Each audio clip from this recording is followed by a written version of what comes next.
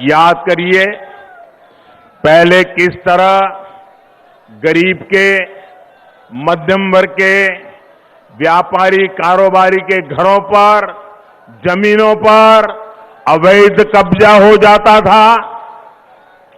योगी जी की सरकार ने इन भू माफियाओं पर ऐसी शक्ति दिखाई कि उनकी माफियागिरी आखिरी सांसें गिन रही है।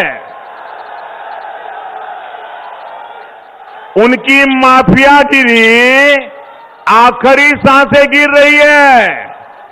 अगर उनको सपा जैसा डॉक्टर मिल गया तो फिर से सांसें दौड़ने लग जाएगी। अब ये परिवारवादी इन माफियाओं को नई ताकत देने का बहाना ढूंढ रहे हैं, इसलिए उनको सरकार चाहिए। आपने देखा कि बीते कुछ दिनों में कितने ही वीडियो निकले हैं। आपने देखा होगा वीडियो, इनके गुंडों ने, उनकी जो वीडियो आई है, उन्होंने पत्रकारों को भी छोड़ा नहीं है। भाइयों बहनों, पत्रकारों को भी बुरी तरह से पीटा है, क्योंकि उस पत्रकार ने सच बोलने की हिम्मत दिखाई है।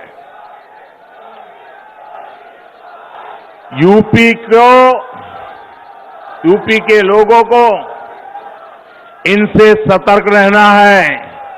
इन लोगों का सरकार भी लौटने नहीं देनी है। भाइयों और बहनों, गरीब का कल्याण, उसका सशक्तिकरण भाजपा की सर्वोच्च प्राथमिकता है। आप याद करिए, 2017 से पहले जब इन घोर परिवारवादियों की सरकारें थी, तब आए दिन यूपी में राशन घोटाले की खबरें आती थी कि नहीं आती थी? राशन घोटाला होता था कि नहीं होता था?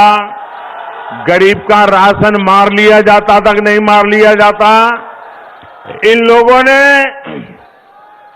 लाखों फर्जी राशन कार्ड बनाकर राशन माफियाओं का दांडव ऐसा पैदा कर दिया था जो गरीब को भूखे रहने के लिए मजबूर करता था। डबल इंजन की सरकार ने फर्जी राशन कार्डों के इस खेल को खत्म कर दिया। आज यूपी के करोड़ों नागरिकों को मुफ्त राशन का डबल बेनिफिट मिल रहा है, पूरा बेनिफिट मिल रहा है। यही कारण है कि 100 साल के बाद इतने बड़े संकट में, इतनी बड़ी दुनिया की महामारी, दुनिया की इतनी बड़ी बीमारी में भी गरीब का चूल्हा जलता रहा है भाई। और मेरी माताओं बहनों, संकट अगर आ भी गए हैं, ये मोदी है, मेरी गरीब मां बहन का चूल्हा कभी बुझने नहीं देगा। One nation one ration card योजना भी मदद कर रही है। अगर यूपी का कोई परिवार किसी दूसरे राज्य में जाए, अगर वो उत्तर प्रदेश से मानो गुजरात चला गया, महाराष्ट्र चला गया, कर्नाटक चला गया, पंजाब चला गया, तो उसको अब उसके राशन कार्ड भले यूपी का होगा, उसको पंजाब में भी राशन मिलेगा, महाराष्ट्र में भी राशन मिलेगा, मुंबई में भी राशन। एक राज्य से दूसरे राज्य कोई जाएगा, गरीब आदमी भूखा नहीं मरेगा।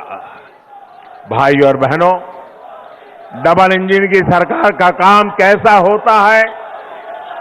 एक गरीबों को पक्के आवास की योजना में भी दिखता है। पहले की सरकार ने पूरे कार्यकाल में गरीबों के लिए घर बनाने में कितनी उदासीनता रखी। मुझे बताइए, भारत सरकार पैसे भेजे, गरीब को घर चाहिए, मोदी घर बनाना चाहता है, लेकिन 2014 में यहां ऐसी सरकार थी वो गरीबों के लिए घर बनाने के लिए तैयार नहीं थी। ये योगी जी की सरकार बनने के बाद काम हुआ और मुझे खुशी है, हमने जो पैसा दिल्ली से भेजा पाई पाई का उपयोग हुआ और उत्तर प्रदेश में 34 लाख, आंकड़ा सुन लीजिए भैया, 34 लाख पक्के घर गरीबों को बना करके दिए गए। 34 लाख। कितने कितने भैया, कितने? 34 लाख। और आज एक घर की कीमत होती है कितनी भाई? लाखों में होती है कि नहीं होती है? इसका मतलब उत्तर प्रदेश में 34 लाख गरीब जो उनको घर मिला वो लखपति हुए कि नहीं हुए? मोदी ने आकर के 34 लाख गरीबों को लखपति बनाया कि नहीं बनाया? योगी जी ने लखपति बनाया कि नहीं बनाया? और इसमें भी 13 लाख घर हमारे दलित भाई बहनों को मिले हैं। भाइयों, कोई भेदभाव नहीं। भाइयों और बहनों, गौर परिवारवादियों ने उत्तर प्रदेश की महिलाओं की कभी इज्जत नहीं की, कभी उनका दुख दर्द नहीं समझा। किसी भी मजहब की महिलाएं हो, किसी भी पंथ की बेटियां हो, हमारी सरकार बिना भेदभाव उनके हितों की रक्षा में जुटी है। जन धन बैंक खाते खुले, सबसे ज्यादा लाभ बेटियों को हुआ।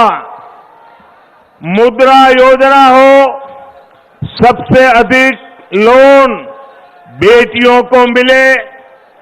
स्वयं सहायता समूहों के बिना गारंटी ज्यादा पैसा देना हो, सबसे अधिक लाभ हमारी मां बहन बेटियों को मिला।